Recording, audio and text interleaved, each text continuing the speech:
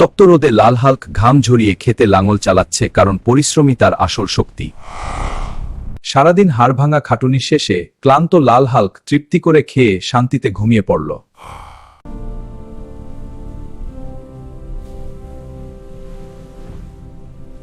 মাঠে প্রবেশ, লাল হাল্ক ধীর পায়ে তার ফসলের জমিতে এসে দাঁড়ালো। ইয়া, এই যে দেখছি চারদিকে শুধু বড় বড় আর টসটসে ফল।